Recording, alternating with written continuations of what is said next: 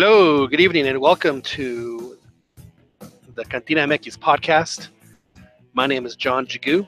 Glad you're with us this evening here live on the YouTube, as we are every Thursday night, or try to be every Thursday night. I have a couple of Liguilla games to talk about. The first leg of the semifinals between Tigres and America.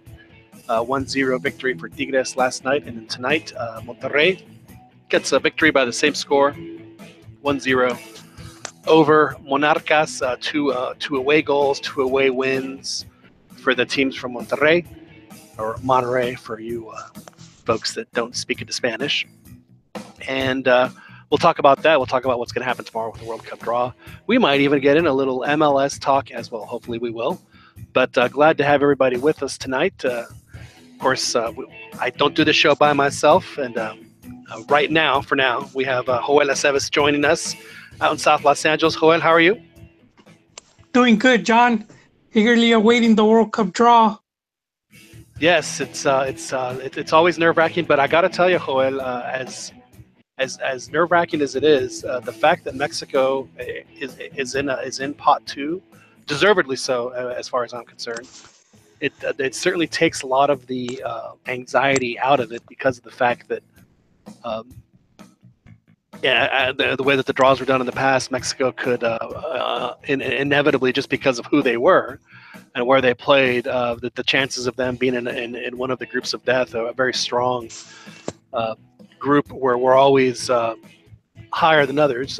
They've gotten lucky in the past World Cups where that hasn't necessarily been the case, but they haven't been in groups that are easy by any stretch of the imagination. But I think that the positioning they have tomorrow, depending on what happens with some of the teams in pot 3 and pot 4, Mexico could have either a very workable group, or they could have a group if they do get stuck with tough teams from 3 and 4, where it could be very difficult for Mexico to advance. Hopefully that won't be the case. But we'll talk about that a little bit later, and we're thinking very seriously about doing a red-eye version of the podcast tomorrow morning during the World Cup draw. We'll keep you all posted if we decide to do that tomorrow morning live again on the Cantina MX channel on YouTube.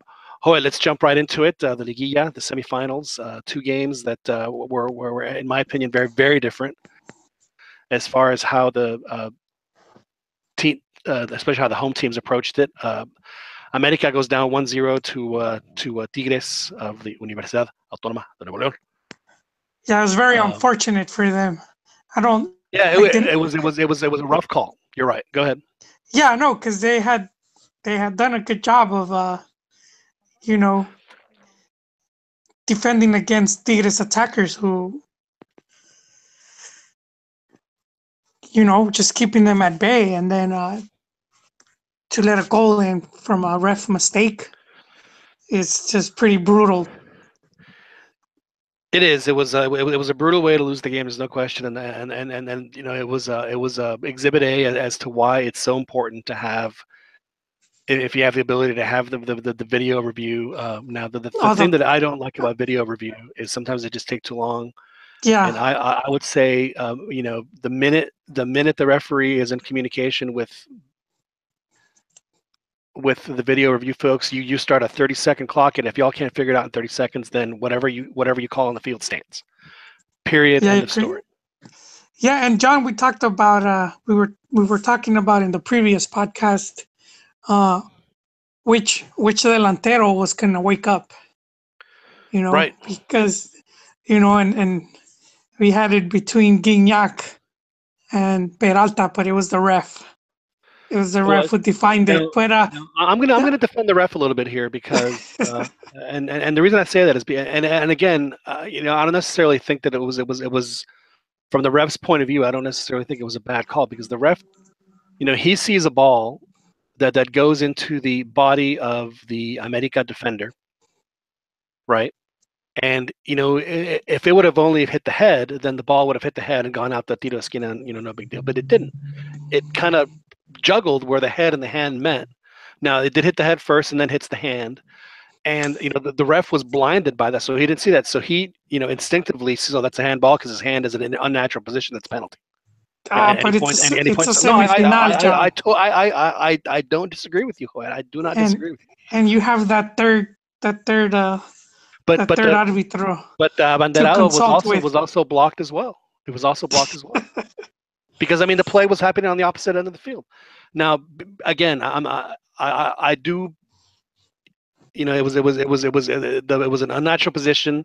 I don't think it was a penalty at all. Don't get me wrong, but I can certainly understand why the referee would go to the whistle there. Now, the thing that disappointed me yesterday in the game is that despite the fact that, you know, for America to think that they have to go through by playing defensively as much as they did at home is one thing. I understand that, and like you said, you know, I don't, you know, it's hard for me to say that they were doing well because it seemed like they were barely hanging on. I mean, making just the absolute, you know, plays at the absolute last possible minute, and that was never going to be sustained. And you know what I saw was a team that was flat. I saw a team that was tired. You know, they weren't hustling to the ball. They had their own opportunities to generate plays, but their passes were so loose and just it was so disjointed. They just did not look like a team that was together. They had a very rough rough go of it, I think, and just barely hanging on defensively. Now, it's one thing to play defensively and say, hey guys, you know, we're gonna stand firm on the pitch and you guys aren't going to score against us. We may not score, but we know you're not going to score. And I don't think America was like that at all. You know, I saw an America that was just clinging, you know, with hope that they were going to get to 0-0. And then of course the penalty happens, and you know, Tigres kind of lays off a little bit too. You know, they don't take nearly as many risks as they were taking in the first half. So it just makes me sad that a team like America thinks that, and it's what we talked about again last week, Joel, that home goals are essentially worthless in a two-legged tie where the away goal rule is the tiebreaker.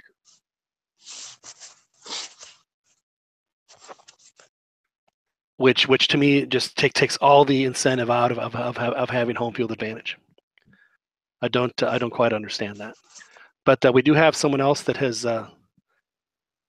That has joined our podcast, someone that I haven't spoken to in a while, and that is Daniel Preciado joins us from Escondido, California. Daniel, happy to have you with us.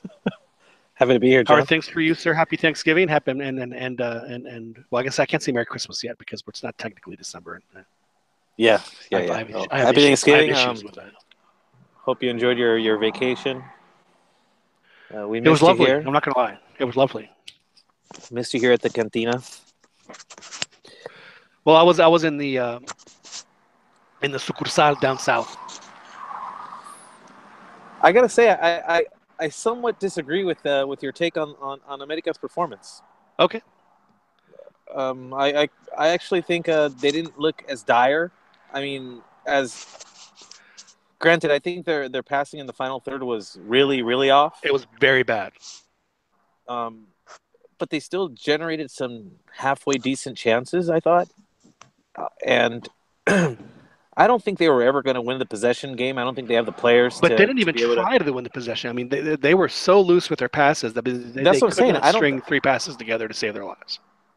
I think to a large extent, though, I think that was to be expected. Not the bad passing, but the domination of possession. I was figuring Tigres would. And especially considering how America's been playing, I figured they'd probably be okay with them having possession and just holding tight and then just picking your spots and hoping that they steal a win. Now, that may not be what America fans are used to seeing from their team, but I think when you're going up a team that's more talented, I think that's probably the pragmatic approach. So I didn't exactly see, and I think it could have worked out all right had that penalty not been called. But you know, those are the breaks. Well, let me ask you this: do you think Tigres scores a goal if that penalty isn't awarded to them? I don't know. I mean, it's hard to say. It's hard to say how a game turns after a certain call. Right. So, yeah, I don't like playing the what if game. I mean, it's clearly the penalty changes the dynamic of the game, good or bad. And and that's the thing. Like it's a blown call by the ref, but their inability to respond should be worrisome because now the game's really just set up for Tigres to run away with it now. What unfortunately for them, which means it'll probably be a nail biter because exactly this is La Liguilla and Tigres has a way of not. They're not exactly known for stomping on people when they should. Yeah, they only stomp on Pumas. That's the only team that they decidedly just crush. But excuse me for a second. What I was going to say was, I certainly understand the defensive approach considering. America has scored 2 goals in the last. It's been a while. 270 minutes or so. Yeah. Through 3 or 4 games total. So, but again, sooner or later, that's that is gonna. That will. They it's not like they don't have players to do it. So I have my Santos goggles on clearly, and I guess I'm kind of hoping that Darwin and Uribe turn it around if they get the opportunity. Yeah. Darwin definitely had probably his roughest game, which is unfortunate because I think he had a pretty decent first half of the season. He was probably having the best season he's had with them, but right. He's definitely hit a rough patch. Yeah, it was a change that he would make these passes that were just guys running down the wings where he's trying to lead them and he's kicking it 30 yards past them. It was bad. And he was never able to hit that guy on the left hand side. And it wasn't just him. I guess that was my point is that they were so imprecise and they just didn't seem to have the. And again, and we talk about this all the time on the show. You can play defensively and control the game. And I never only till the very end did I think that America ever had control of that game. And I think that playing at home in the Liguilla, I think that that's something that I don't necessarily think or have seen America do very often. And it was. For America fans, I would have to be, just a little bit worried that that their offense that they have to do it just because of the fact that their offense has been non-existent over the past 6 weeks. So, but now they're obligated, so it should be fun. It should be interesting on the second leg because they are going to be forced to take the game to Tigres, and I just think it does play into Tigres' hands though because they're that desperation, but. I don't know. Well, sure. These teams from Monterrey, dude, I don't know, man. I wouldn't bet on them. Well, they, I can't really. I know you're ready to cantonize Tuca, but I'm of the opinion that he's somewhat underachieved with the wealth of talent that he's got around him. Oh, well, he has. I heard this. I heard the conversation. But how do you define underachieving? Because Tuca, since he's been there, has played in 6 finals, and then the Concacaf. And does he have to win all of those, or is it okay for him to win? To go 3-3. It's not as if they're playing terrible teams. Well, if I may, Dan, please. I think he would have won, should have Copa Libertadores and big time. And that's the big one in my opinion. And the Chivas match was completely in their favor, and they just shit the bed right there. They kind of handed the campeonato to my club, man. Yeah, they gave up some easy goals. Now, the Libertadores, I don't necessarily think that was. I don't think the Tigres were favorites in any stretch of the imagination. Oh, come on, I disagree. River team was pretty weak, and I was talking to some of my friends from Buenos Aires, big-time River Plate fans, and they were nervous. They were not confident at all. It's the first time I ever seen, because we always have this image of cocky Argentines, and they just take it as a given that they have the better team. Right. And that was just not the case. And I was, I was talking with them, and they were telling me how it's like it was just having reached the final. They And the way hadn't they played that expected. final, was so disappointing. I mean, Yeah, they it didn't look. played Yeah. like they didn't belong. They got punked physically. They didn't take advantage of their chances at home. They Well, that was the killer for them, was that they played really, really poorly at home. And the intangibles were so on River Plate's favor when they went back to the Monumental. So I mean that's why. I mean, I know, yes, on paper they were a much more talented team. There's no question about that. And they looked terrible, and especially in that second leg, because they were. I don't know if the word is. Would you say they were intimidated, but they were totally taken out of their game by the way that the Argentines played them. Which, I mean, how could you not expect that? I mean, they're always. I mean, that's what they. That's what happens when you play a final against South American teams, especially in the Libertadores. I mean, that's. and I think the issue also that I have, I guess, with Tigres is that they have essentially one approach to play. There's really no plan B. They're gonna, like, at least I don't see them capable of playing. I mean, that might be the case lately, but I mean, you have to remember who Tuca is. I mean, Tuca is the king of the rato. I mean, he was the king of the wait, and pounce, and it wouldn't shock me at all if they played a little bit like that, defensively and control the game against America, where they just gash them on the counter. Wouldn't shock me at all. I think that's what they should do, at least, or like pick their moments where they want to Right. apply some pressure. Yeah. But yeah, Tuca is a I've very just seen that, like, if they're able to shut them down, or if they're able to get a good, like, an early goal on the team, then they get extremely predictable. Yeah, you know what is one thing I was telling Jason, the Soccer Mexicana Cruz Azul fan. Marquitos. Yes. So, because he was expecting a more open match with a lot of goals, and the regular season match was 4 goals. It was 2-2, where I felt America was a bit fortunate to come back and tie it. But I felt like just the way Piojo is, the type of coach, I don't think he would want to lose a final at home. Where if you went all out like that against a team like Tigres and you gave them even more space, like they would that they would become even bigger favorites to win that match. And so I felt like just at Azteca that he's the type of coach that he would just not want to lose a big match at home.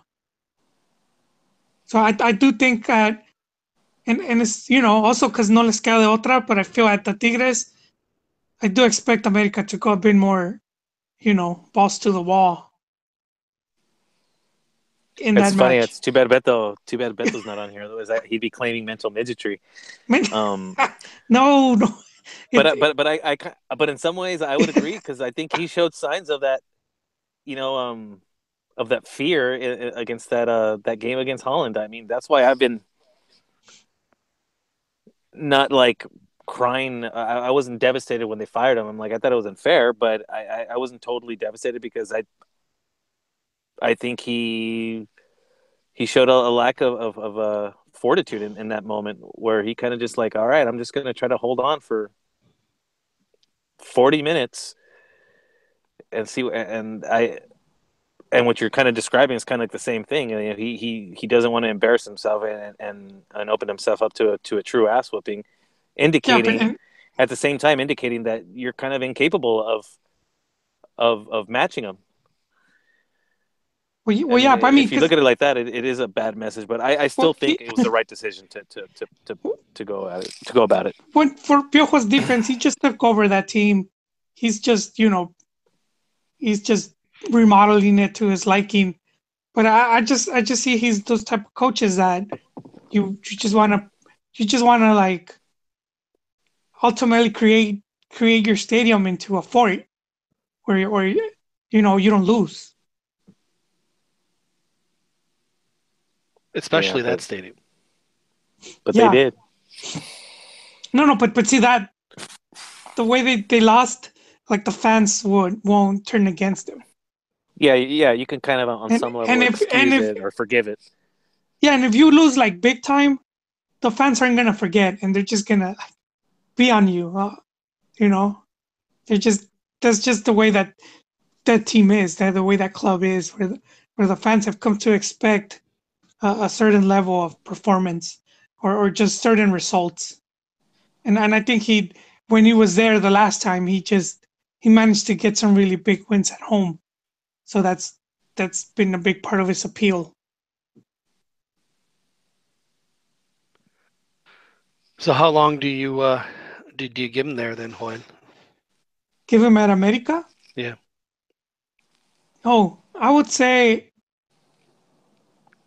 about 2 years.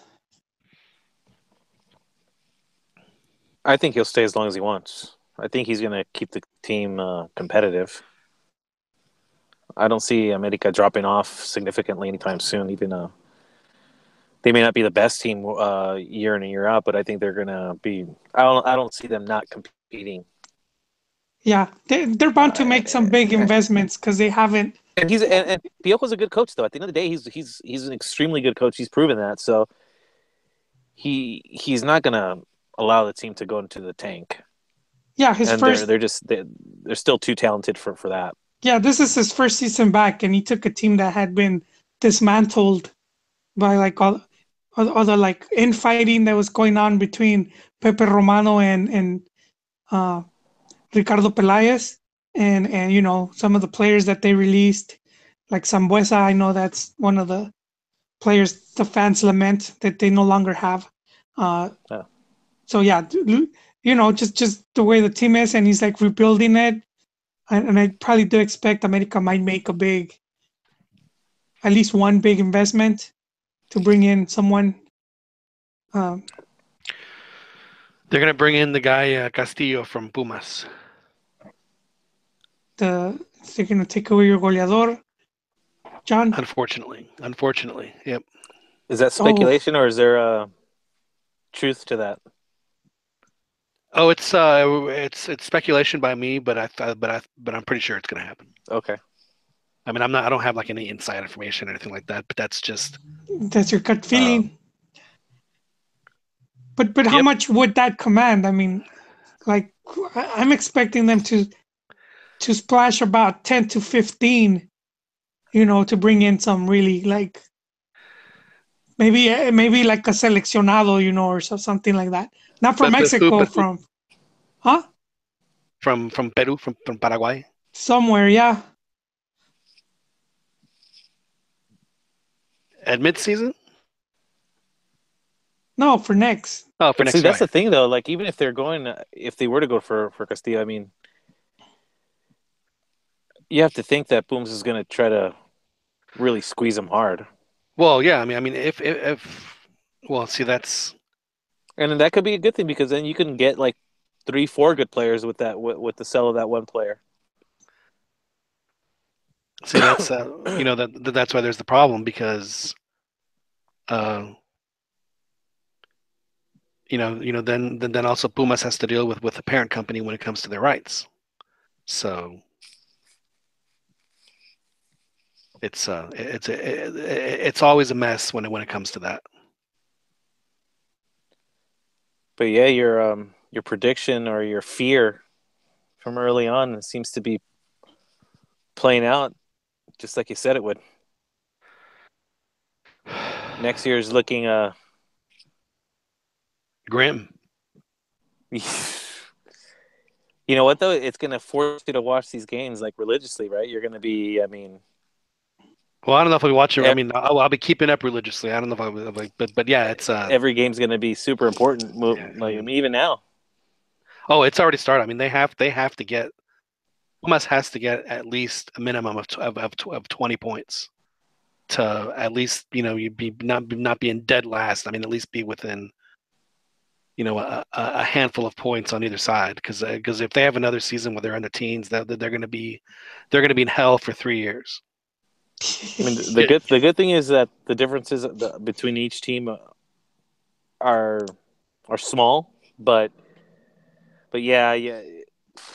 I mean, the little I saw of Pumas this year, they were terrible. It was terrible. It was rough. Don't worry, John. You can always buy Lobos Buap. That's true. They're there. They're in first division, and they're a university team. So it's almost like the same thing. We have to beat out Veracruz, though, if bidding war for Veracruz. Veracruz is having money problems, John. Can't pay players. I think. They might not. Veracruz miraculously figures out a way. Yeah. Yeah. Somehow somebody somebody will come up with some cash. Did you gentlemen see the announcement they made saying that they were sacking Pepe Cardoso? They released it looked like a greetings card. They did this card and say we announced that Cardoso is no longer with Veracruz, and then it had like a picture of Merry Cardoso Christmas. waving. It looked like one of those like those family greeting cards that some people make. Was he sent out? Yes, I'll be sending them all very soon. Yeah, I was like, I've never seen one where they added the coach to the announcement, but almost looked like a meme. But yeah, Veracruz is gonna be in problems, so I don't think you got much to worry about, John. Veracruz is gonna be what Dorados was to Chivas. People forget. They're still there too, right? They're still in the cellar, right? But I'm not gonna let people forget, huh? Chivas poisoned Dorados by sending their absolute worst scrub players. try and win promotion with these guys. They went for them, John. What are you gonna do? There were like 6 or 7 ex-Chivas that were playing for Dorados. No, you know what with Dorados, the guy that was there before, and I'm forgetting the guy's name because a coach came in almost at the end of the season and he turned that team around. But had he been there had he been there at the start, Chivas would have just kerplunked. Was it? Was it? Was it Real? No. It was. I forget the name of the guy. I can't remember. But he came in, and he just got the team winning. But at the start of the season, they had like 5 straight defeats, and I remember Almeida couldn't get the job done, and one of the reasons Chivas wasn't any more danger was because it seemed like Dorados was more determined to do even worse. Now, the team that was in relegation hell for the past couple of years and were able to crawl out of it, they had a couple of short seasons where they got, I think one of them was in single digits. Another one was, I don't think they made it to the teen number. So they had some really bad years. So they were in, for 3 years, just in the middle of it was Monarcas, and they made semifinals. They played today against Monterrey. Went down 1-0 with just an incredibly. Now, if the penalty call yesterday was a bad call, which it was, just a poorly positioned ref making a reaction decision just because of the way that the ball bounced. This penalty today. I mean, you have to call it, but it was an accident. It was incidental contact. But I mean, the guy was. He was in position to score, and they had. I mean, I thought it was a tough penalty to call, but I think it was a clear penalty. I don't think it was a terrible call. I mean, penalties. I mean, depending on who you're rooting for, you're gonna want it. You're gonna see it a certain way, but yeah, it wasn't nearly as egregious as yesterday's call. It was unfortunate too, though. I mean, I guess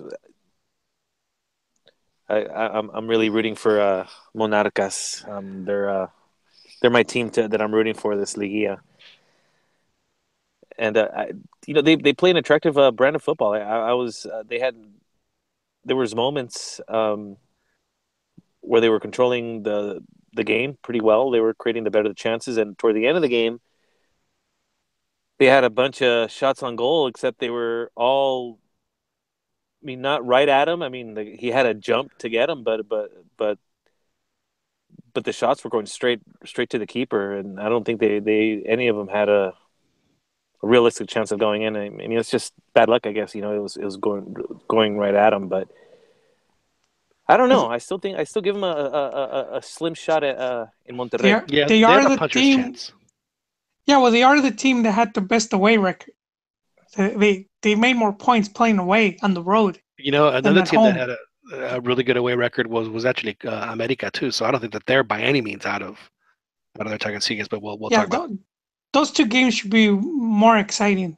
The return legs. Yeah, I mean, really, the first legs are always like they're like it's like the first round in a big fight. Yeah, or just like an appetizer. Then you have to wait like an hour and a half for the steak to show up. An hour and a half. That's a long time to wait. Well, sometimes they get it wrong. So you have to wait. Did you kill the cow? It's a busy restaurant. No, you want it aged perfectly. You want it aged. That perfect. That 4 or 5 weeks. Anyway. Yeah, if I wait an hour and a half, I'll be full by then on bread rolls and water. That's very true. But now the difference to me here between the way that the Monarca, I mean, I think Monterrey is equally as dangerous, or probably more so right now than Tigres as far as offensively. But Morelia understood that they have to score goals to win. They're not gonna, it's not gonna be a tense 1-0 affair up in the Tamarera. So they took the initiative. They had some, as Dan pointed out, they had some relatively decent chances. The goalie made some good saves, and. Again, once Monterrey got their goal, they were content to absorb it. Yeah, and the pressure's all on Monterrey because this is they're expected to win. I think there's pressure. I think there's immense pressure for this team to win. Yeah, I mean, I know we were talking about Tigres underachieving. I mean, everything's relative, Yeah, especially after how they lost against Pachuca, that one final. Right. And then they crash out the following. Yeah. This team is obligated. I think they're the ones. I think with the biggest obligation to walk away with the title. They've been far and away the best team all season long. Everyone's expecting them to win, which is why I think it won't happen. Oh, we never see that. Oh, no. Dan, no. They're my favorites to win it, Dan. They never do, though, man. That's my point. Yeah, but they have Turco, he's very savvy. Turco is he's a smart coach. Well, they're all good coaches, man. The ones that are there right now, I mean, they're all, that's what kind of makes it fun. The other guy, the Morelia guy's a newcomer. But he's proving to be a good guy, a good coach. Although I heard though that he was he learned under who was it? Was it Profe Cruz? I don't know, man. He's been in the sidelines for like 10 years now. We're watching the game and they were saying that he that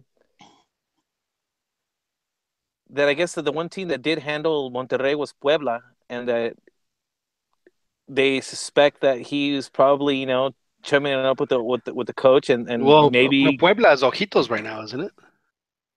Ojitos, okay. It was because Ojitos was at Morelia. Yeah. Ojitos was at Morelia. Sorry. Yeah, and that guy has been at Morelia for a couple years now. They're saying that he was the only guy who wanted the gig. He's a Michoacano to boot, so it's the home team. And they were saying they mentioned and I thought it was interesting that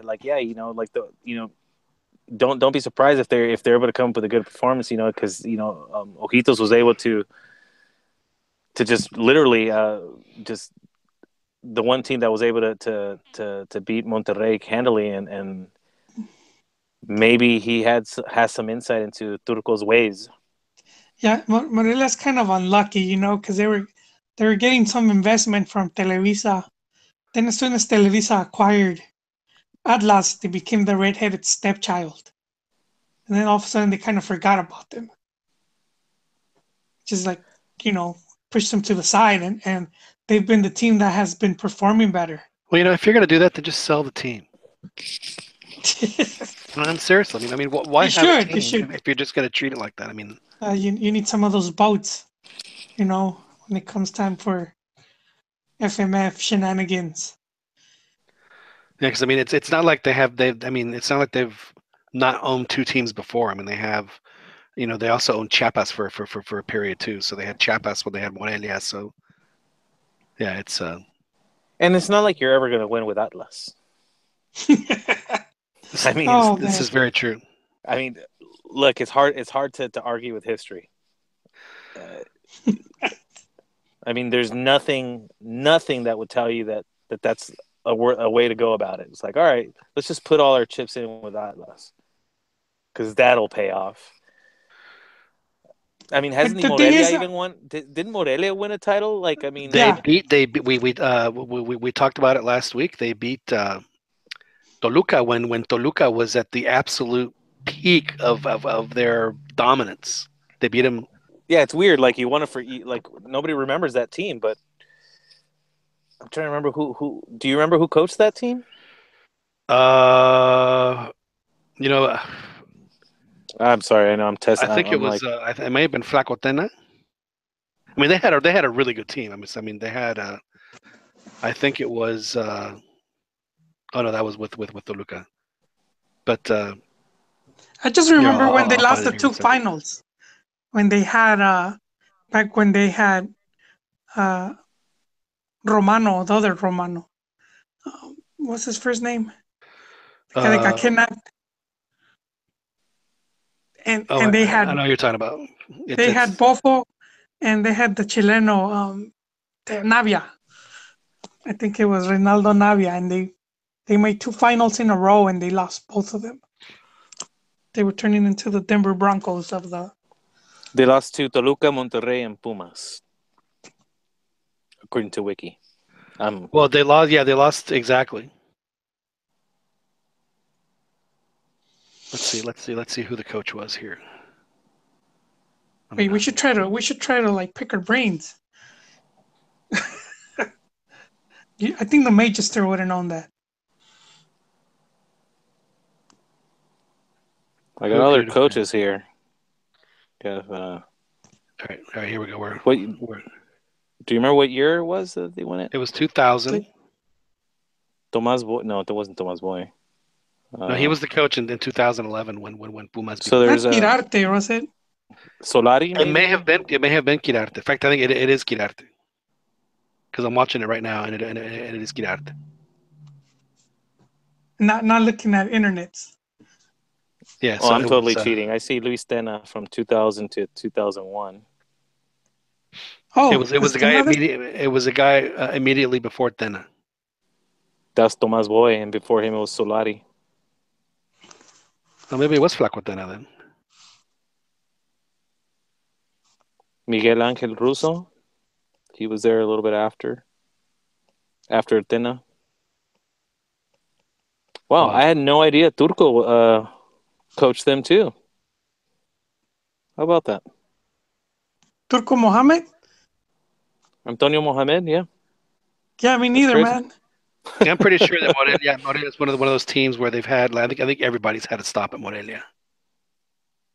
It's funny, if you were to ask me, the only guy that I actually remember is no, it was Flaco Tena that won it. Okay. Yeah, I just saw the YouTube clip. Yeah, so it was Flaco Tena. And your boy was there too. Who's that? Ferretti, Tuca. Did he coached Morelia? I'm telling you, I think everybody has that. Oh man, this list is long, man. This list is long. Of course, Romano was there. Oh, yeah. We know Romano had to have been there. Mojitos Mesa has been there a few times. Yeah, man. I'm sure. Morelia's like the village bicycle, huh? Who's the other guy? Rodrigo Lara? No, Jesus. Manuel Arias, I'm sure he was there at one point or another. Sergio Bueno. Darío Franco. But the Cabezon Luna, I bet you, has never coached Morelia. And dude, and they won it on penalties, John. They did. They did win it on penalties. Man, I remember watching that, and it was and because I remember I didn't get a chance to watch the season, but I knew that Toluca was really good. And when I saw Morelia, because I on the final, I said Morelia really in the final. I was like, really her? I mean, it was so shocking to see them because that was such a team the team just would never expect. It's like seeing Chiapas in the final. I mean, no offense to Morelia fans, but it's just they are the very definition of the also ran. So did we mention on our last podcast, Joel, that Morelia always seems to play Puebla every week? It's like these teams always play each other. That Morelia had Tato Noriega. Yeah, he was really good. He was national team quality at that back then. Yeah. I think he had the record for first Mexican to score a hat trick at a Libertadores tournament until what was it, Paletas Queda? That's right. He did it at the Maracanã of all places. the Maracanazo. To help River Plate qualify. I had high hopes for Paletas Queda. I thought that he not when he was young. I thought that after the last World Cup, I was thinking, well, what striker who's going to turn into that veteran, late 20s, early 30s striker is going to have that late blossoming. And I thought it was going to be him, but he got hurt. He just got hurt too much, and he's probably like at Tampico Madero or something right now. In fact, it wouldn't surprise me at all if that was where he was.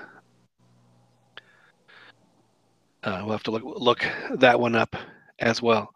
So Dan, you think, Dan, that Morelia then takes the tie? You think that Monterrey they are primed for an upset?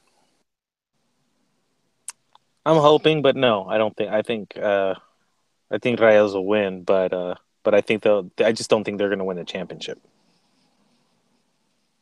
So either now or against. Well, if they have that Clásico Regio final, it's looking like a sexy final either way. I mean, even if Morelia were to make it, I don't think people would be too upset about it because they'd still be going up against a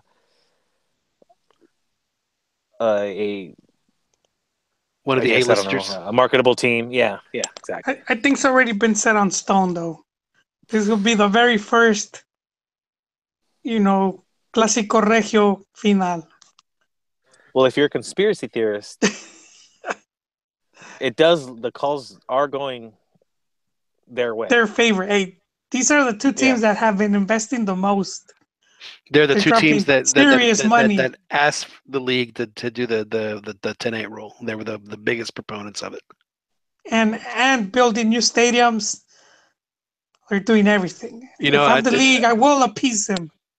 Funny you mentioned that about the stadium. I asked my Tigres friend that I watched the second leg of the León quarterfinal with, and I said the Monterrey Stadium's incredible. He said it's just fantastic. It's a really great stadium.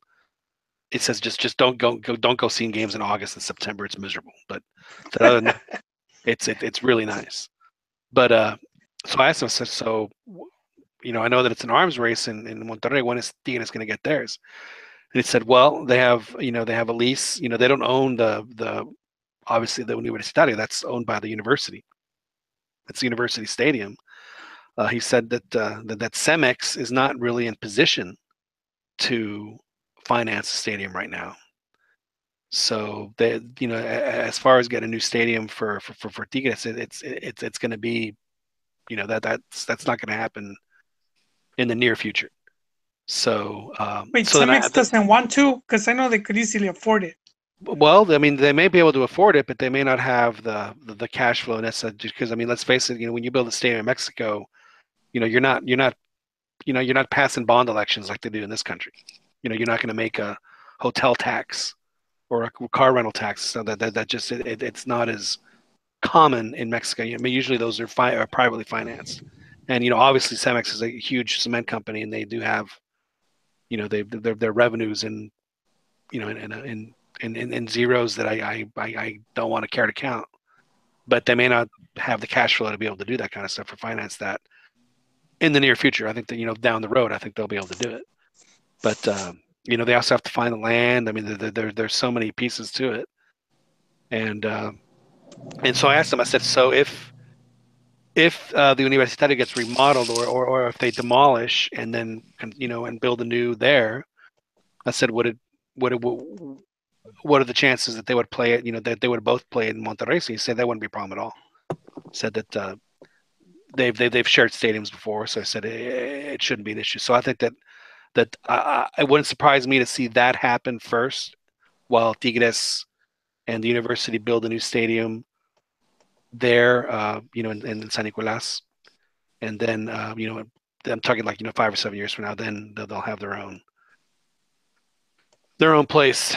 So, but as far as players though, I mean they've always historically have always just spent gobs of money, both of them, and at least since I've been watching, in the 21st century. I mean, I've always thought both Monterrey and Tigres were the league's biggest underachieving teams, just because of the fact that they've had such a huge budget and a huge thirst, to do whatever it takes to bring in, decent quality players. They just never really had players meld as well. It just hasn't really paid off for them until Chupeta came in, and then Chupeta comes in, and Monterrey has just an unbelievable tear. And that forced Tigres to up their game too, and now they both are, as it should be. I mean, Monterrey is a very rich, it's a very cosmopolitan city. It's they should have teams that are representative of the city in which they live in, and they absolutely are.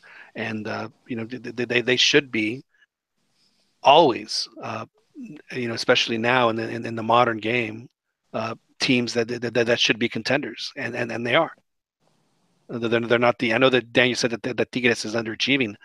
I mean, the guy's made 8 finals in 6 years. I mean, that to me is, I mean, has he won all of them? No, but that to me is not underachieving at all, in my opinion. Well, that's your opinion, dude. You have to make it to the final. Yeah. There's only one other team that does it. I'm of a different opinion. I mean, I think I'd rather not get to the final than to lose the final. So I think once you get there, you have to win. I mean, has he won some? Yes. I don't think he needs to win all of them, but I think he's lost some of the more important ones, and I think too many in general. Where you look back and just I'm sure you'll understand the analogy, but like it kind of reminds me of the Braves of the 90s. Sure. They made like a gazillion World Series, but I think they walked away with one. And you're like, all right, they were a great team. They had like the most amazing pitchers of all time, but you walk away thinking, yeah, but you look back at that team, and you think they should have won more. And that's how I kind of feel about Tigres. I just think they should have won more with the amount of finals that they have made. I mean, yeah. I mean, they've been to 8 finals. They've won 3. They've lost 5. I mean, not all the teams are afforded their budget and the resources that they do have. So it does come with a higher expectation. I don't think I'm of the opinion that there's certain teams, like when you're forking over cash like that, then getting to the final is just not enough. I mean, you have an obligation to win. I mean, they're claiming to have arguably, like one of the right now, like one of the best foreigners, even though he's had an off season, but and they've pumped so much money, so many big names. Almost too many, I think. I don't think they needed to bring Edu Vargas in. They certainly didn't need to bring in Ener Valencia. Now Ener Valencia ended up scoring a lot of goals, probably taking goals away from Gignac. But I mean, it's like Cream was a great super group. So let's go ahead and combine Cream and Derek and the Dominoes and let's throw blind faith in for good measure. And it's too much. They just.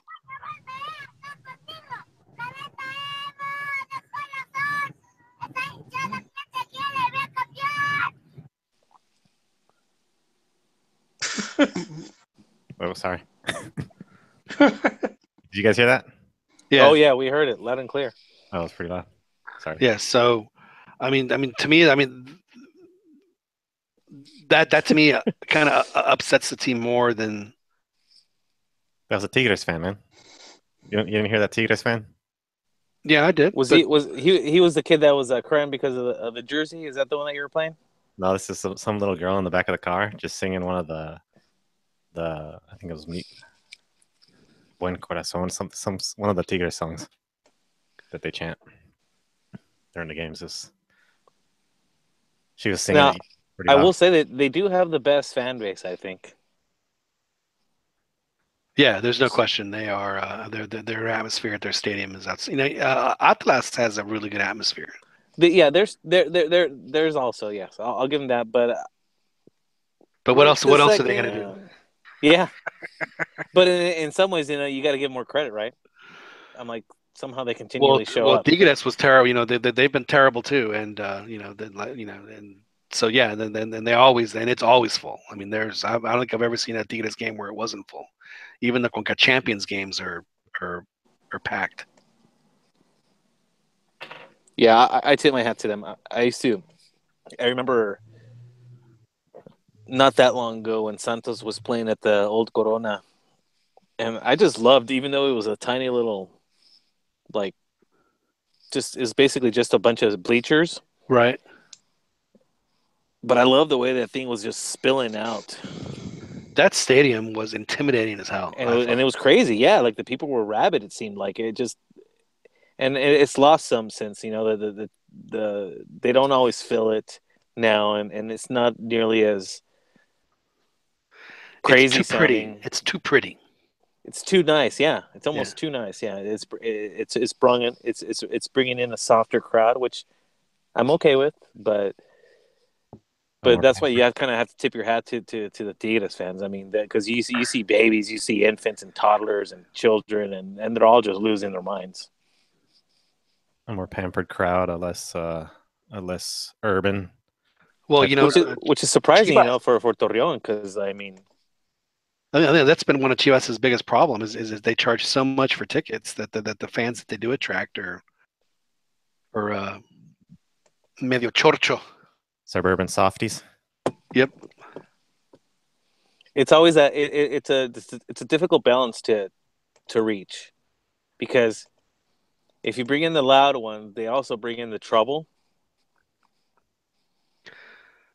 Right, but I mean, but those guys are always going to go. I mean, they're going to pay whatever. They're just going to go. And then you have your more, but not as many of them, civilized crowd that. They're good, but they don't exactly bring much to the game. They don't add to the game. I'm one of those, by the way. Alberto Chiquis Campa joins us. Alberto, two games, 2 penalties. One, very bad decision. Second one, a decision that had to be made. I mean, there's no way around it. And Monterrey teams head back to the home leg, both with the 1-0 away goal advantage. What happens? What happens, Chiquis? I think it's pretty clear there's going to be a Monterrey final here soon. Because America's done. They can't score a goal to save their lives. And, they're not even trying. All of a sudden, they have no offense. They look like Mexico in the last throes of the Chepo years. But ouch. But I do think players like Uribe and Peralta, dude, they could just wake up, man. And I'm with you, Joel. And that dude Uribe, especially Uribe, he almost scored a golazo, man. The goal of the season, it would have been that Chilena. Did you guys see it? Scissor kick. Yeah, that was Uribe though, not Oribe. That was Uribe. Oh yeah, that's Mateo's. Yeah. Right. No, yeah, it was an incredibly good play. Wait, what were you gonna say, Dan? Oh no, I thought you said initially said Oribe. I'm like, I actually think that. No, both. I think both of Okay. those guys have it. Well, I guess what I was gonna say is that the dude comes through. People don't like to like him. People don't want to like him. But the guy bags goals when you need him. I wouldn't bet against him to come up big. Yeah, he's one of those players, man. He relishes the big games. He's another one that even though he's getting up there in age, that there's a reason he's still being called up to the national team. He's still a guy that and he's going to go to Russia. Upon. I mean, there's no. Who's more clutch though? Because I think I recall Gignac being called Mr. Liguilla. Who's more clutch, Gignac in La Liga? Yeah, but Gignac has been in the Liga for 3 years. Oribe has been scoring huge goals in Liga since 2011. I asked because I don't think Gignac has been all that great. I mean, they didn't win last year. Well, they won one last year. They won the first. Yeah, half. But that's just Tuca dragging his ass down.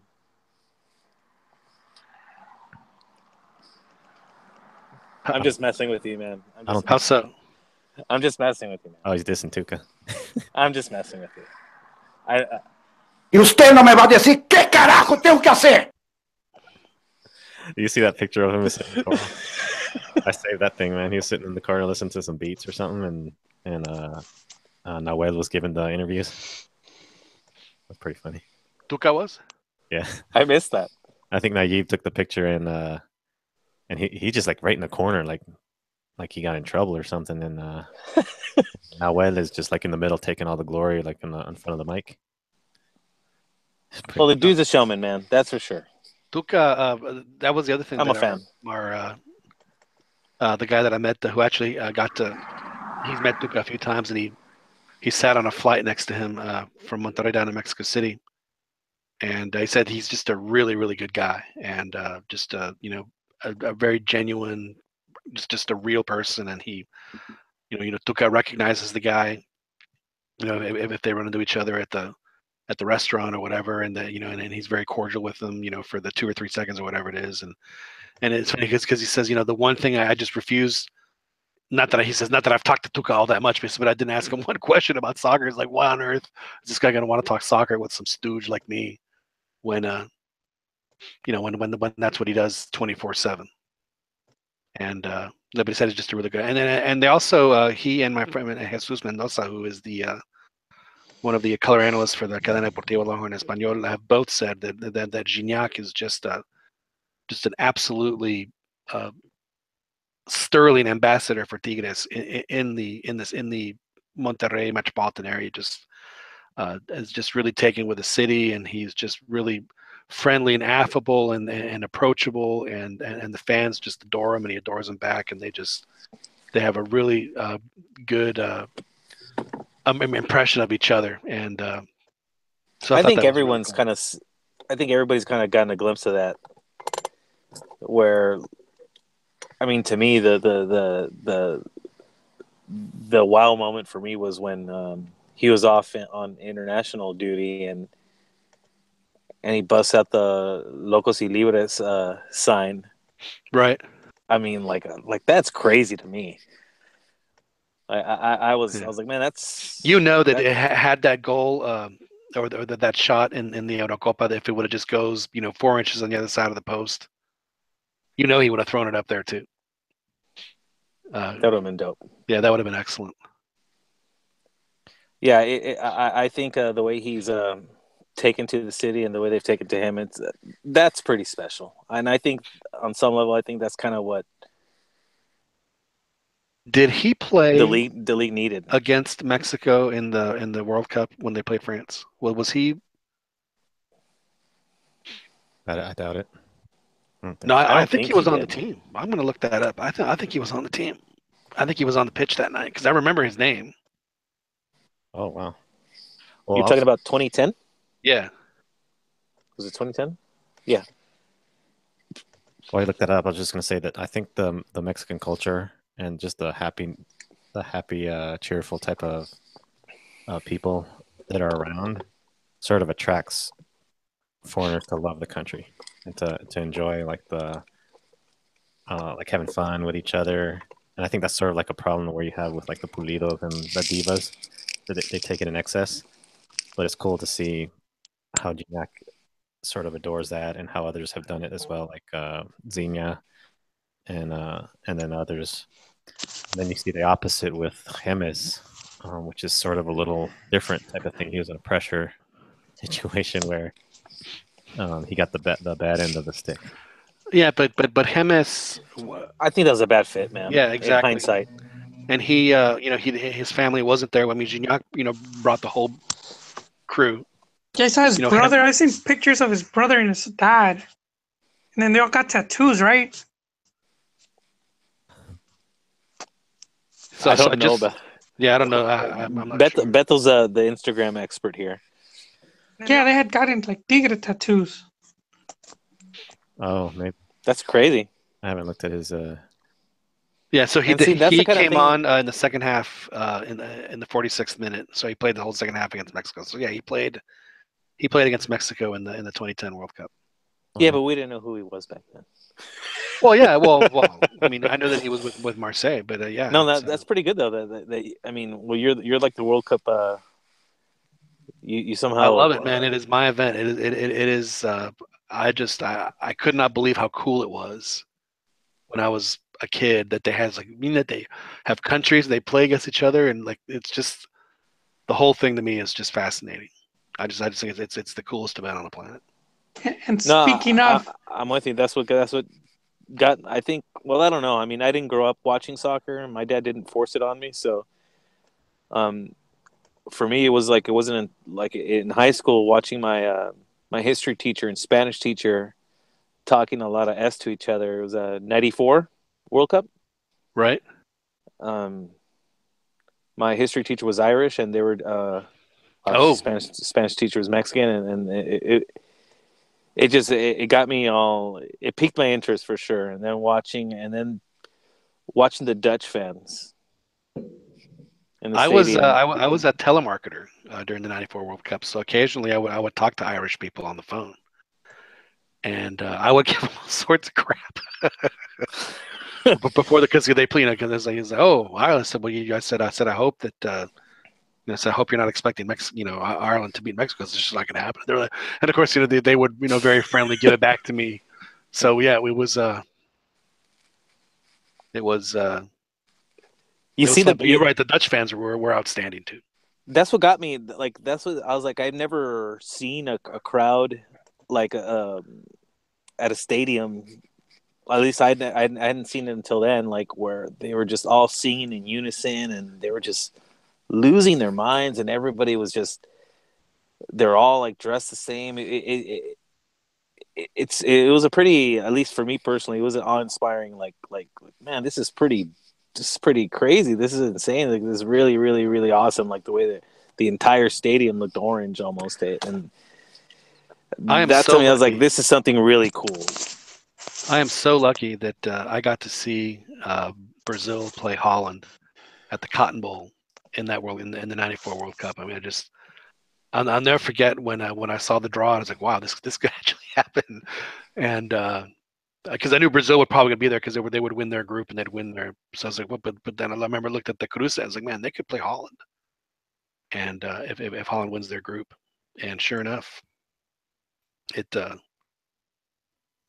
worked out. And I'm telling you that night before at the I don't know if y'all are familiar with Dallas, but they have an area called the West End, which back then was the real kind of like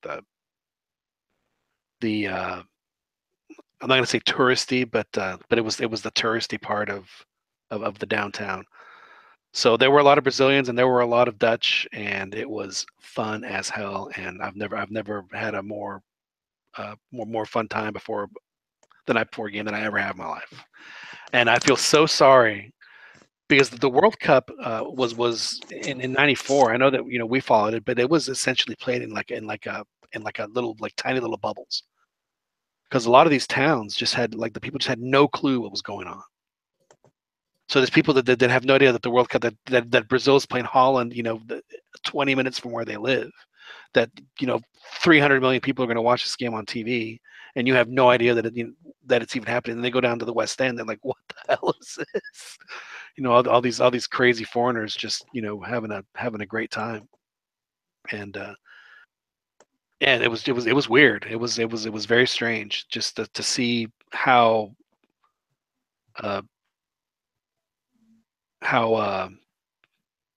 what's the word I'm looking for?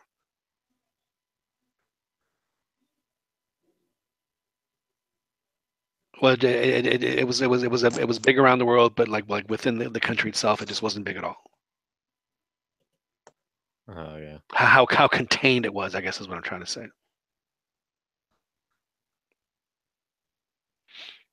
Yeah. It was very strange. Yeah, that's a weird. The world sport being played in a non-soccer countries. Right. I remember one time I was watching a show about the like World Cup history, and it was from the BBC, and they were talking about it, and then one of the comedians it was like as if it was a terrible decision, and it says it was as if we play the World Series in London, it's like, well, what's the point? No one would care, and it was obviously it was very well attended, the best attended World Cup in history. But and once again, the USA actually leads other countries in ticket sales for the World Cup, and the World Cup draw is tomorrow. Joel, Are we doing a show? I would love to do a red eye version of the show. I think it'd be a lot of fun. What time is the draw? Well, I know that the coverage is going to start around, I guess for y'all it'll be like 6 or 6:30 local. So I think it's going to start around it's 7ish. Yeah, it's early. Well, yeah, it's because it's in Moscow. So. Oh man. Yeah, it's going to be early. Well, I'll be available if you guys want to do a show, because I'm playing hooky from work tomorrow. Good for you. Yeah. That and Monday, so I'm rocking out a 4-day weekend. Congratulations. Thank you. That is awesome. I'm feeling pretty good about it. So Mexico's in pot 2, as y'all know, and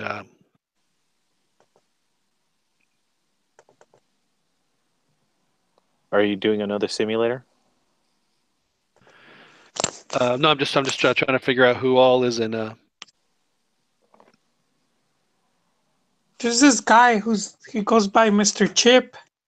Yes. He works for different outlets, including ESPN. The stat guy, right? IS, yeah, the IS Mexico, and so he's a stat guy, and he ran a bunch of simulations, and he said 1 out of 10 times Mexico would end up with either Argentina or Brazil.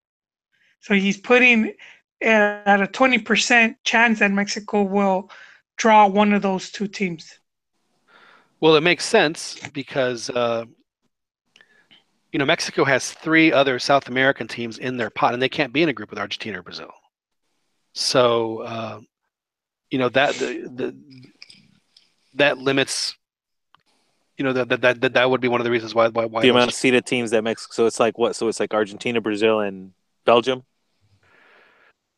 Well, I mean, Argentina and Brazil are going to be a little higher than everybody else is going to be even, because it just if at that point it doesn't matter. But I think Argentina and Brazil should be a little higher. I am hoping, gentlemen. Yes, Joel. Well, I'm hoping on one thing: the Osorio luck factor. I think this guy's been very fortunate throughout, his run with Mexico. He's had, at least that's the way I see it, like with the draws he's gotten, the pre-hex and what is it, fourth round qualifying, right? Very easy group, hexagonal, easy group. We go to Confeds. It's a decent drop, but the calendar, the way that we had to face the opponents, we couldn't have hoped for a better. And So I'm hoping that Copa Osorio America luck was Copa a America as well.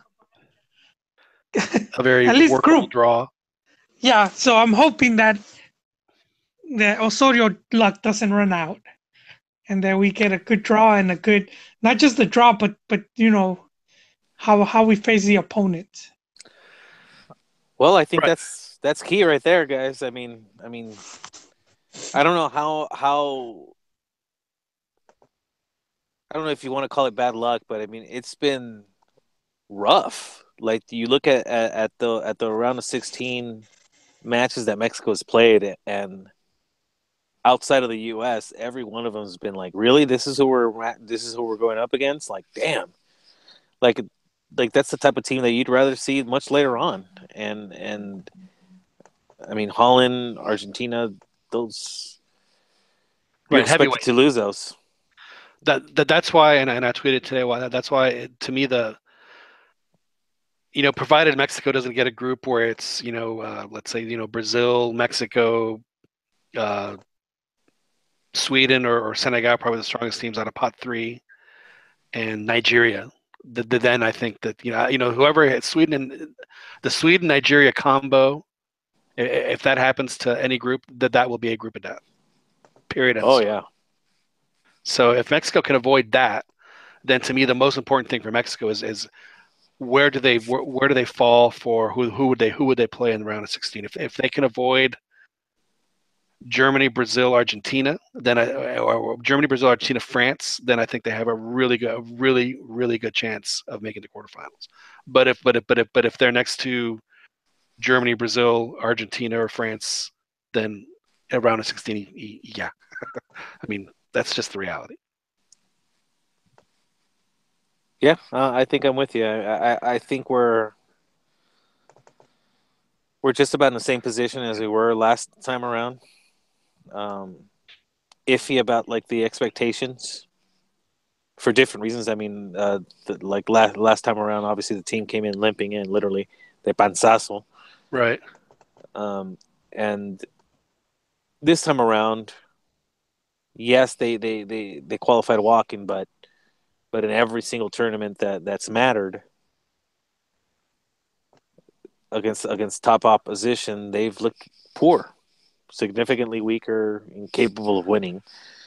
So the expectations are like, I mean, they cannot have Hector Moreno, running, past his midfielders trying to make a pass against Germany and then kick it right to a German guy and think that they're not going to score. They can't make mistakes like that when they play those teams, but that's that is unfortunately Osorio's style is set up to, which I can't imagine why anybody would think that this would be a good way to play, to expose your center backs. I mean, who would do that? I mean, it's just crazy to me. I think he just keeps thinking that they're not going to make that horrible pass. But I mean, I could agree with them, because you see them playing, you're like, all right, but they seem to. I think when the pressure's applied, they get a little tighter, and the passes just become inaccurate. It's the very team unfortunate. the team is great in possession and looks phenomenal on the ball, but until they start applying pressure, especially like the forwards start running up on the center backs, and everyone just keeps applying that high pressure, and you have the option of trying to pass your way out of it or just launching it. The team gets tight. The team becomes imprecise, and you get those horrible turnovers that leave everybody in horrible position. And right. Yeah, I think we're going to have to outscore. I mean, I know we talked about this before. This team's going to have to outscore their opposition. Right. I mean, I don't see too many clean sheets. No. In fact, they haven't had I mean, they gave up a goal in every game in the Confed Cup, and if I'm not mistaken, they did the same. I don't think Jamaica scored one against them in the Copa America, but yeah, that is indeed the case. Let's go over the pots again. So we have Russia, obviously the hosts, and then the usual suspects: Germany, Brazil, Argentina. France, and then there's Belgium, Poland, and Portugal round out pot one. So Mexico's going to get stuck with one of those. There's no question.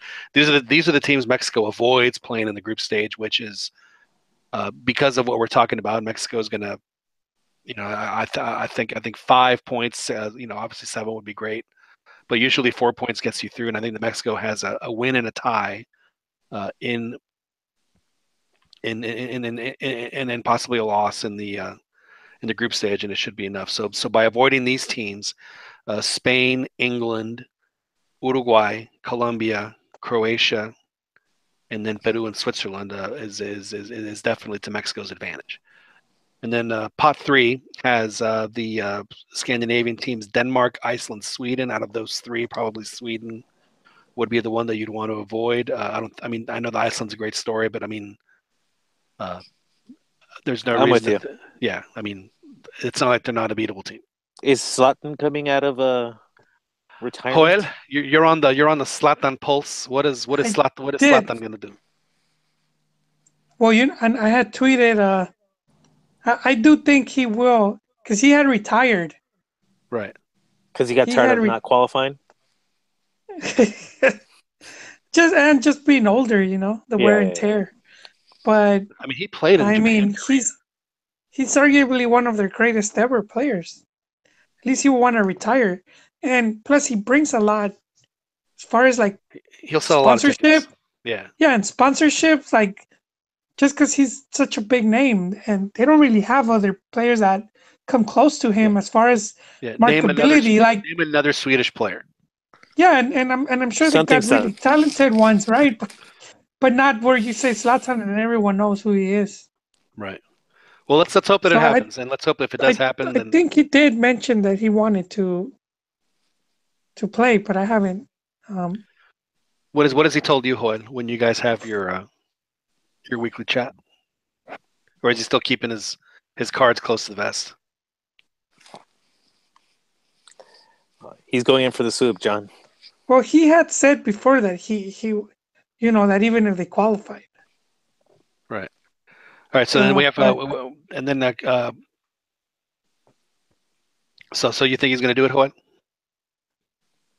You think he's going to? You know what? I do see him. I would think.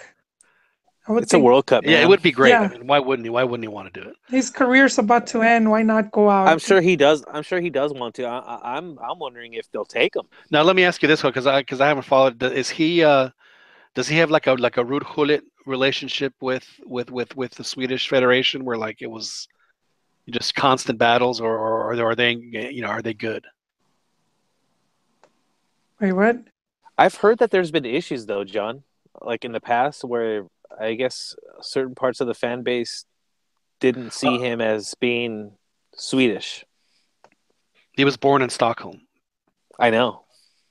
But like his look and his name,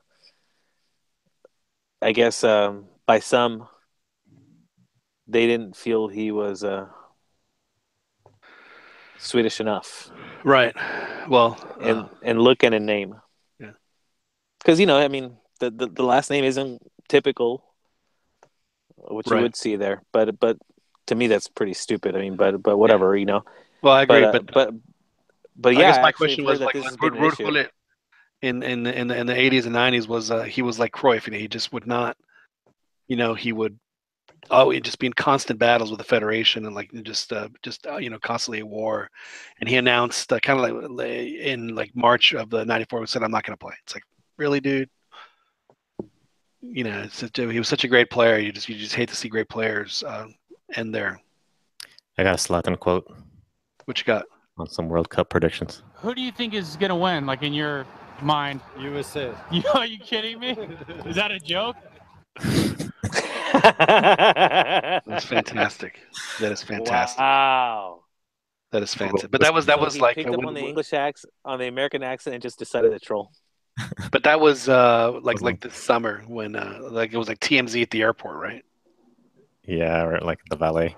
Yeah, exactly. And it was last World Cup because they asked him about and not going and stuff like that. That's funny. Either way, though, that's a troll, man. Yeah. So to round out Group 3, we have Tunisia, Egypt, Senegal, and Iran. And again, to me, outside, I know that obviously there's going to be some teams that might give Mexico fits just because of the way that they play. But I'll take Egypt all day. Yeah, they're they have Salah is a really good player. He's a really, really good player. I've read a couple of articles on him this week. I mean, they're thinking that if he isn't already, he's close to being like on the George Weah level of African players. Just an outstanding player. You don't want any part of him. It's one player though, man. Yeah, but in a World Cup, man, one player is enough. Yeah, I don't think so. I mean, he's not Diego Maradona, and it's not basketball. I mean, you can get away with it in basketball. In soccer, you got to be pretty special. I mean, even Messi hasn't been able to do it for Argentina. Well, Tunisia, Iran, I think, and obviously Costa Rica, Mexico cannot play. So, although you know what, Iran, I mean, and this is my big soccer days talking here. I'd love to beat Iran again. Yeah, that'd be fun. Are those guys still creeping around? I thought those guys. Yeah, no. Well, although there's a new crop of Iranians, Persians. I'm not sure what this particular member identifies as, but he annoying nonetheless. Very overly confident. Mm-hmm.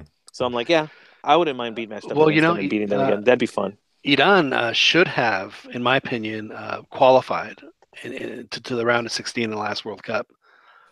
They gave Argentina all kinds of, and it probably should have beaten them in the group stage, and they just were really unlucky with their finishing. They're not a bad side, but I mean, again, it's not a side that you're like quaking in your boots to play. Hey man, they're in pot 3 and we're in pot 2. Exactly. So I'm looking at all them as inferior teams that no matter who you get, you need to beat. Right. And then in pot 4, there's the only European team is Serbia, and then they have Nigeria, Australia, Japan, Morocco, Panama, which Mexico will play, Korea, and Saudi Arabia. And outside of Nigeria, I think that any one of those teams, I don't think would be too much of an issue. Now, I think Japan and Korea could give them issues. Yeah, but I mean, it's not like. But it's a game that you should feel confident about getting 3 points out of. Yeah. Yeah. And even a tie isn't like a total catastrophe. But now Nigeria, obviously, again, is one of those teams where you probably don't want to see it all. Not that you can't beat them, but it's a bad matchup for sure. Yeah, given the choice, you'd rather play Saudi Arabia or. That's a good one. Yeah, so that's how they. I think the dream matchup here is give me Argentina and then like the weakest teams of pot 3 and 4. That to me would be ideal. Because then at least you face Argentina in a situation where there's less pressure. It's a less of a must-win situation, unless depending on the draw. Right. But in theory, I think that's why it sounds bad, but I think this is why Mexico's always kind of done well in group stages, because there's not that need to win, and the other teams kind of are approaching it as a warm-up game.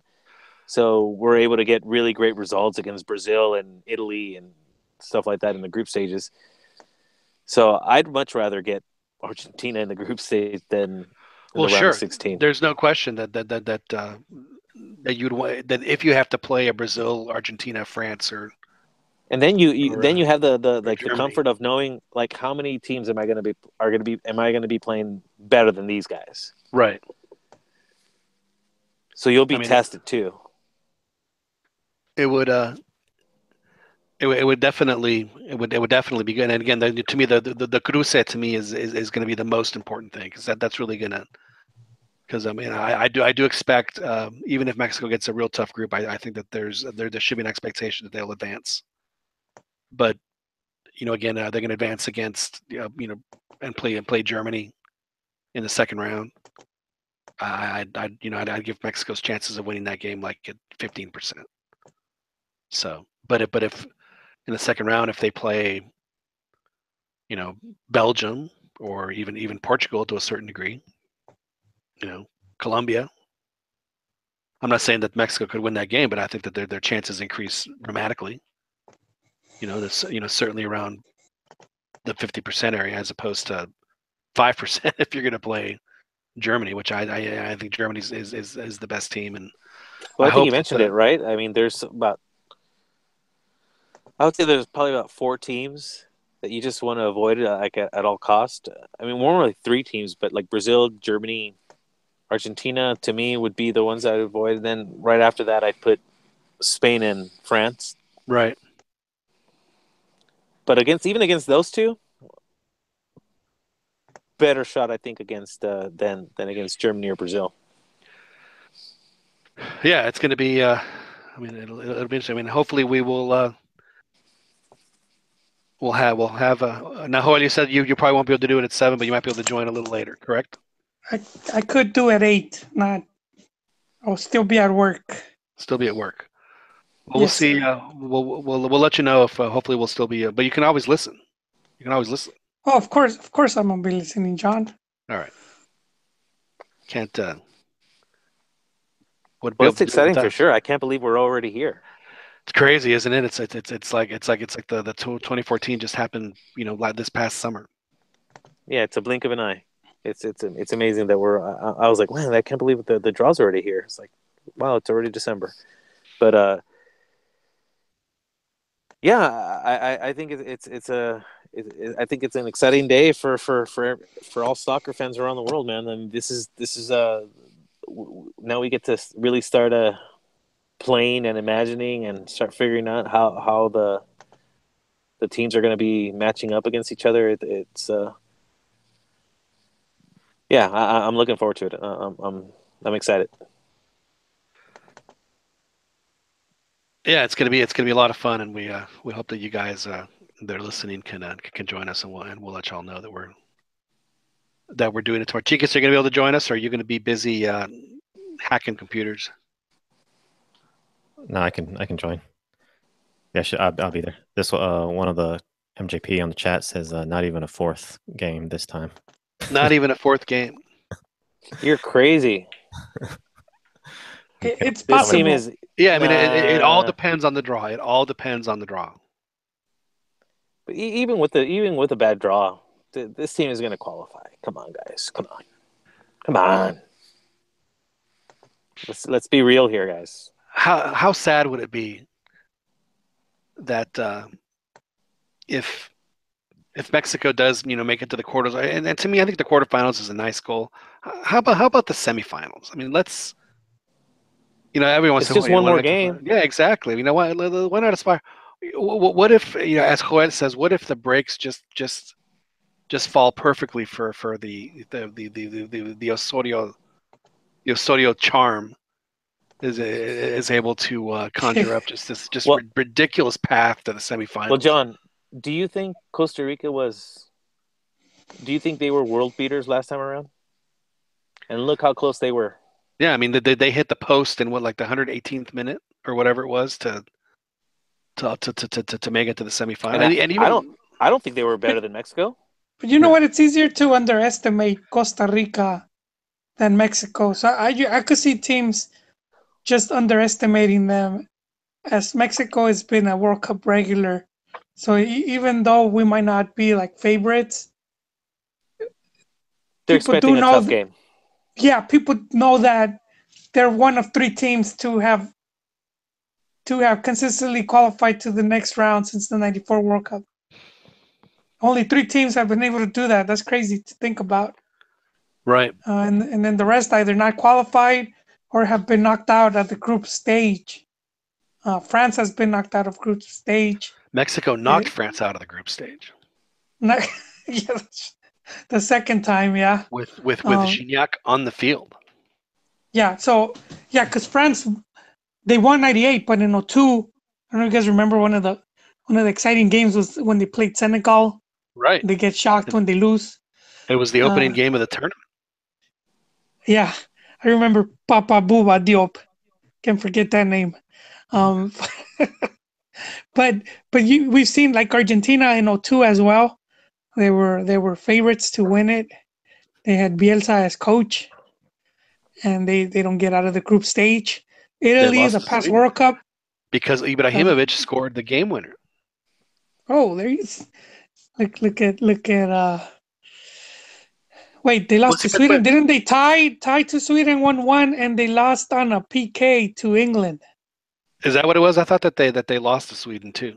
No, they tied. They tied Nigeria and they tied Sweden. No, if they would have tied Nigeria and Sweden, they would have gone through because I would have given them 5 points. There's no way. No. How 5 points? They didn't win a single match. They lost to England on a Pochettino PK. Oh, 2 points. 2 points. Okay. Oh, that makes more sense.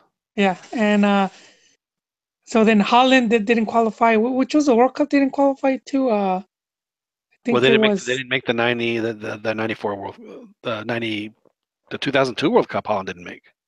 Yeah, 2002. So I mean, yeah, it's crazy. Yeah, just Germany and then Italy, Brazil. the last 2 World Cups didn't make it out of the group stage. No, and then they didn't qualify this time. God, that is pretty bad. What about this? It sucked to be. What about this possibility, MJP? This is Argentina.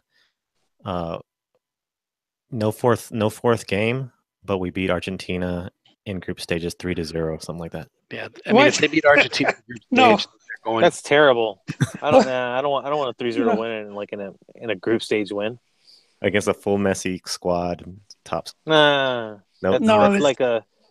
That's a cheap consolation prize in my opinion. I think this Argentina is going to be dangerous. I think the fact that they haven't done good is going to make them dangerous.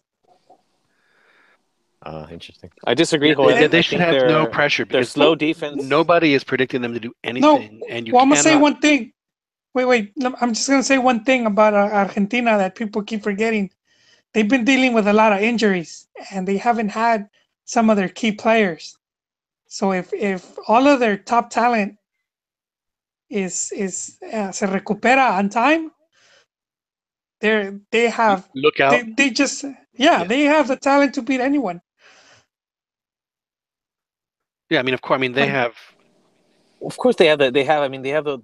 In my opinion, the world's best player. I mean, I get that, but defensively, man, they are suspect. When did Picolín get naturalized? What?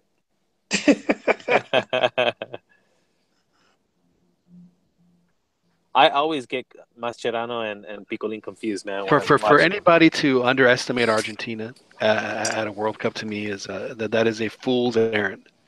And I'm not talking about y'all. People are like putting Argentina like, they might make, maybe they'll make the quarterfinals and that's it. It's like if Argentina's under the weed, if they're lying in the weeds like that, then I would consider them a heavy favorite to go very deep in the tournament. Because if they play with no pressure, I mean, just watching them in that last World Cup, I mean, they were playing with like 1,000-pound weights on their backs, all of them. It was. I hear you, John, but honestly, man, I guess when I start seeing is that they have a similar issue as Mexico, as relying on some old defensive players, and that inevitably affect the way the rest of the team plays. I mean, the way Messi has to basically play the midfield and be a forward, just because their center backs can't move up too much because they're sitting ducks. So either they sit back and and stay in a good position, or they move up and then just hope the other team doesn't get the ball back. Yeah, but the thing about, you're right, Dan. You're absolutely right. But Argentina doesn't give up that many goals. Number one, and as Joel pointed out, I mean, obviously they have Messi, but I mean, you just go down the list. I mean, they have the guy that plays at Juventus. They have Di Maria. They have Agüero. I mean, it's a disgusting display, honestly. Oh, it is, absolutely. But I'll tell you who I think is going to be. We'll talk about this tomorrow. We probably should go and wrap it up. But I'll let you answer this with this one last question. As far as emerging stars, the kid, is it Jesus or whatever, the kid who plays for Manchester City, the Brazilian striker? That dude is outstanding. He's a really good player, and I think that he's gonna. The Brazilian? Yeah, you know what I'm talking about, Joel? Yeah, he plays for Manchester City. Yes. Jesus or I'm not sure how. I guess Jesus Chewy. Yeah. We'll call him Chewy. He's really good, and I think that this is going to be his. They're my breakout. favorites, John. Brazil. I've been saying it for a while. Brazil is my favorites to win it. It's like they remembered who they are and remembered that we have to play the Brazilian way, and they are just killing people. Their coach, ever since they got Tite, that guy, he figured out what needed to be done. He got the right mix, and they've been pretty unstoppable. If you guys were to go back far enough into the archives, you'll hear old Dano say, "Hey man, Brazil's back." Like, not saying I'm like this ridiculously insightful person, but I do listen to certain, pay attention to them and certain journalists that cover them, and yeah, that was like the one thing that came out right away is that this new coach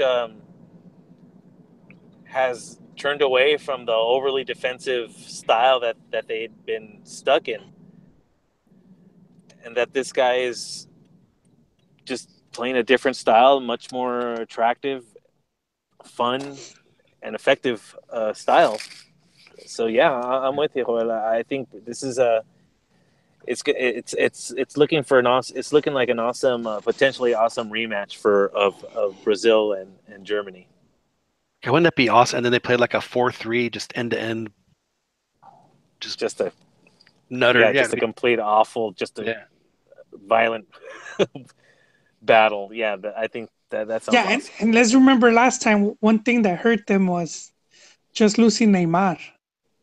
Yeah. You could see it, just like the players lost all this confidence, and it was very interesting to see it because they're a stacked team, or they shouldn't have been worried, but it seemed like they just had all the hopes pinned on him. I mean, we leave Cuauhtemoc out, man, and we're like, whatever, but these guys it's a good point, but I think they and Argentina are in a similar boat, man. They it's weird though. They shouldn't be, but they're really like dependent upon Messi and Neymar. That just seeing how stacked they are as a team.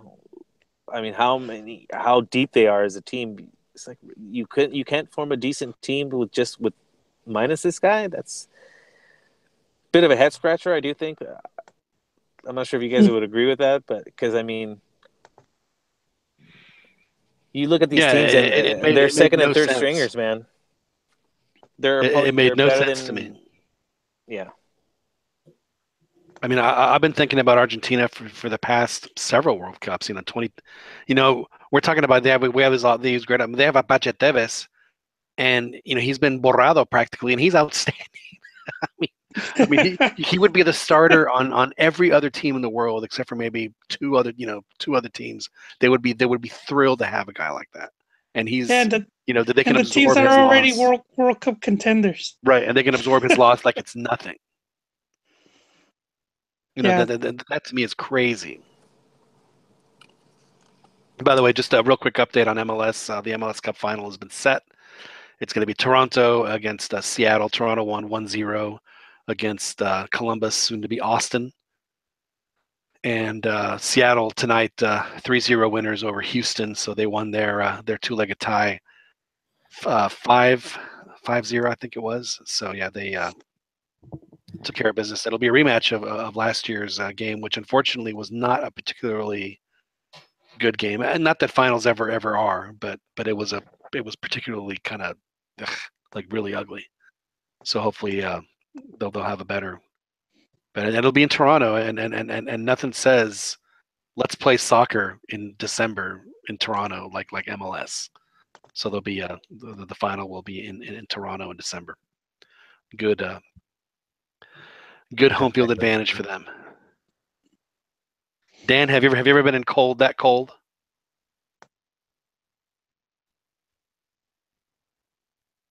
Niagara Falls cold in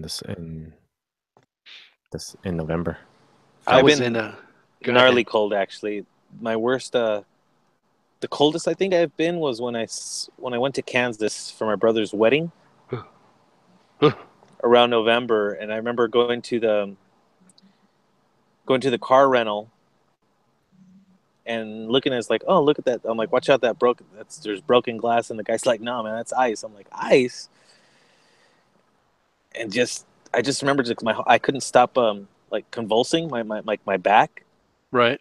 I couldn't, like, it was weird. Like, it was just like I was like a stiff board. It was weird, man. And I just kept like trembling and just shaking violently. I'm like, man, this is horrible. What was it, like 40 degrees?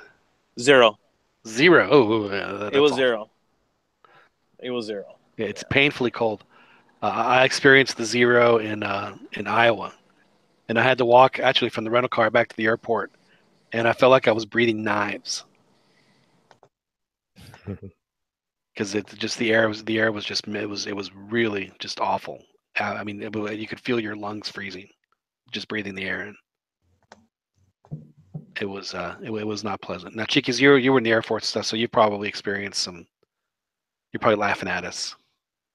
No, not in the Air Force. I didn't travel nowhere. Little tropical boys. On vacation to Niagara Falls in November. Yeah. That was very freezing. I lived in Utah for 4 years, and it snows, but it's not too bad. But it's pretty dry though, so it's not. I mean, it's the humidity really that gets you in the cold. It's just, let's say it's not the heat, it's the humidity. It's not the cold. It's the humidity is just a killer. When it's just awful.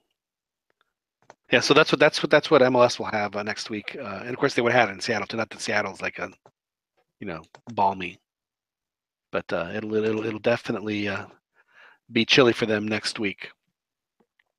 So World Cup draw tomorrow should be exciting. We'll hopefully we'll have a red eye, have the Bloody Mary version of the Cantina MX podcast. Dan, you're on vacation. Are you gonna have a michelada? Said he's calling off. Oh, did he sign off? I'm actually he's sick. Yeah, I know. I'm actually thinking that maybe I need to go to the supermarket and stock up for tomorrow morning. Get some Clamato. Yeah. I like Sounds like a good idea. Yeah. Simple pleasure. Or maybe some Kahlua. Maybe some Irish cream. Simple pleasures, like Ronnie would say, who I guess didn't come on to talk about the ref. Yeah, I was surprised, but the refs. Not that it will, but you kind of think like it should dispel some of these conspiracy theories about America getting all the favorable calls and check clear type of comments, because they weren't given any favors. It happens to every team, not just America, and I know that's. And to me, if you're an you should be able to have the stones to overcome that if you're going to be a championship team, and if you don't, then so be it. Yeah, but I do think that the press have given this image of America always gets favored, and I think they still push it to some extent. Well, it sells. Yeah, so I think that, and this is coming from a Chivista. I think as fans, we shouldn't just pay attention to things like that.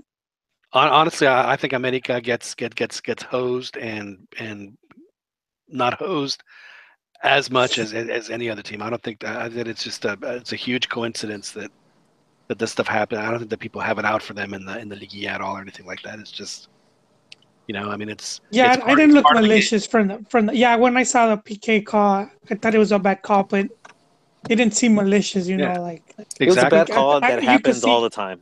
Right. Yeah, and because the one thing was that guy when he slid, he did have his arm stretched out high. So that's I mean, to me, the worst guy kind of did sell it like that, even though he had no intention and he didn't touch it. That was just a bit, you know, when his hand just. I mean, the way I saw the play was, you know, it hits his head first, and if his hand wasn't there, then the ball would have just gone to the corner kick. Would have been no big deal. But the ref didn't see that, so he just sees the ball ricocheted in that area. So he thought, the guy's got his hand up there. It's got to be a handball, so he calls it. And again, I'm not defending the ref at all, but I mean, that's just and we get to watch it on slow motion, which is why video replay would be so massive for that. No, it was clumsy of that guy, the way he slid for the ball with his hand stretched out. Yeah, if you don't want to get called for a handball, don't touch it with your hand. I remember in the Gold Cup when we had these discussions with the PKs in Mexico got, like the one against Costa Rica, like, well, yeah, it was Oribe and he went down. But I mean, the dude put two hands on him. Someone puts two hands on me and I'm in the area and, we need a goal. I'm going down. I mean, that's, who would. I still can't believe, John, I'm saying it rustles me. It triggers me. It's a microaggression. I still see a lot of Mexican, especially Mexican reporters, and they still say that Mexico was helped against, the Panama and the other one. And I've seen a lot of replays, and I don't see Mexico getting helped. No. I guess that creates more, it, like Dan said, it sells. So, and it kind of sucks, to put down, to put that down, especially when, when calls don't go our way, they don't make such a big deal about it. But that guy received a ton of hate, man. That guy, Edgar, whatever his name is. Martinez. Received a ton of hate. I don't think he's broadcast this too much after that. No, he's been on a few times. He's still doing it. He's still doing his thing. But he the criticism thrown his way was right. They used a perfect opportunity to. They were not happy with how Mexico was playing, and they saw it as a perfect opportunity to just trash. And it wasn't just. I mean, it was a lot of them. Just trash Mexico to the. To the just let them, kind of the same way that the Fiesta was back in 2010. Just an excuse. They were upset with how they were playing, so they just let them have it for this other thing. Yeah, and I don't see how they're defending a player that dives backwards. He wants to land on top, almost like a goalkeeper without using his hands. And right, exactly. What he did was kind of dangerous because you could injure some other guy. You're throwing your whole weight, your whole body in a game where you control it with your feet, and the guy behind him could be trying to and the Panamanian player, and, when he was going down, knew exactly what he was doing when he went. Yeah, because he hits the ball, he moves his hand to hit the ball. John, it reminded me of the cascaritas I would play.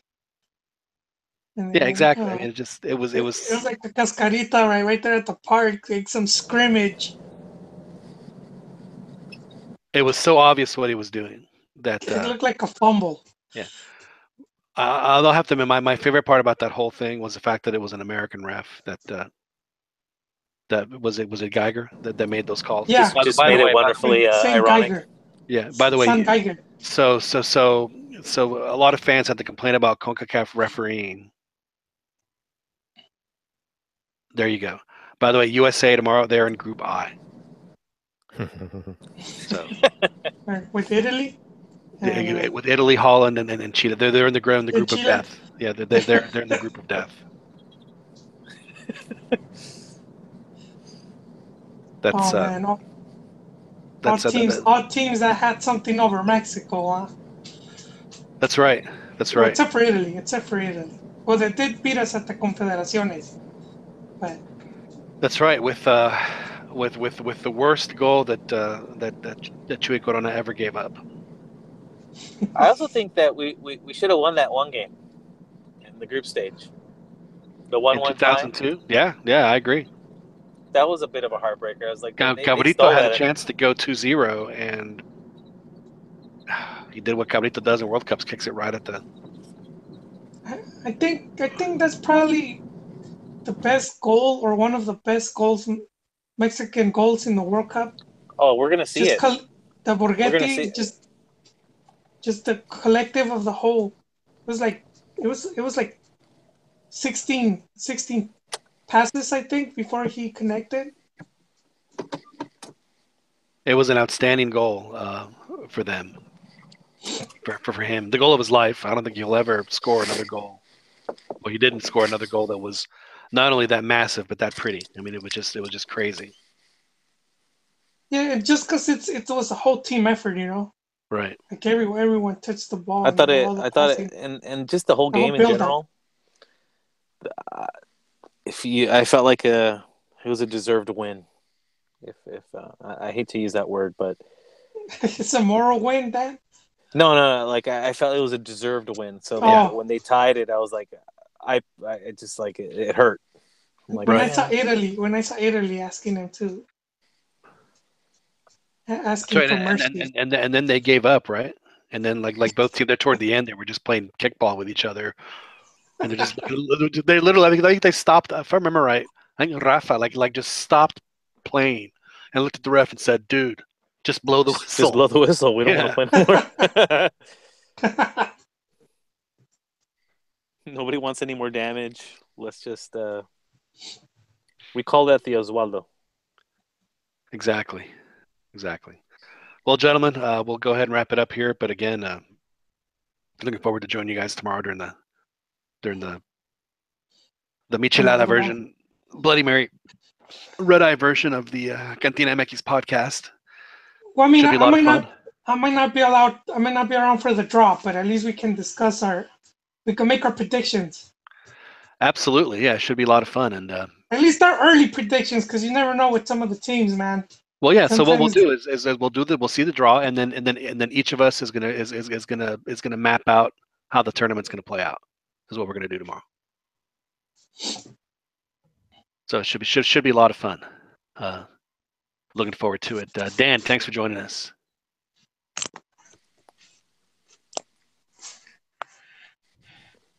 Sorry, man. Pleasure as always. So that's all right. I'm trying to get out of my car here and try not to make too much noise. Well, the good opportunity then Dan to say goodbye. Thanks very much. We'll talk to you tomorrow. Good evening, everyone. Good night. Joel, sorry you can't join us for the draw, but I'm sure that you'll be able to. I'll be there in spirit. I'll be there. I'll be listening though. And I'm sure you'll be able to join us on the chat. So I would, yeah. I don't know about the chat because I'm at work, but. At 8, definitely, I'll go on at 8. All right.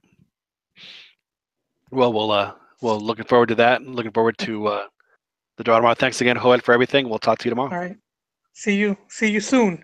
Chiquis, thanks again for hopping on, and looking forward to getting all this taken care of for tomorrow. Should be a good show tomorrow. I think we'll have a lot of fun.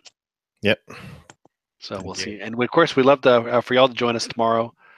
For those of you that are watching at home, you can play along and certainly give us your predictions on how things are going to go as the draw happens. It's probably the most watched sporting event in the world, so it should be a lot of fun tomorrow. I hope that you guys will be able to join us on the show again tomorrow. My name is John Jagu. This has been the Cantina MX podcast. We really thank you guys for joining us. Like I said, we'll have our show on tomorrow morning. It's going to be on at 9 a.m. Central, so 7 Pacific, 10 a.m. on the East Coast. So thanks you guys for joining us tonight. We'll see you all tomorrow. And again, you can always listen to this in our previous editions of the Cantina MX podcast on iTunes and on Google Play, and listen to this. And of course, you can also listen to on our YouTube channel, which is Cantina MX podcast on YouTube. Thank you all very much. We'll talk to you guys next week.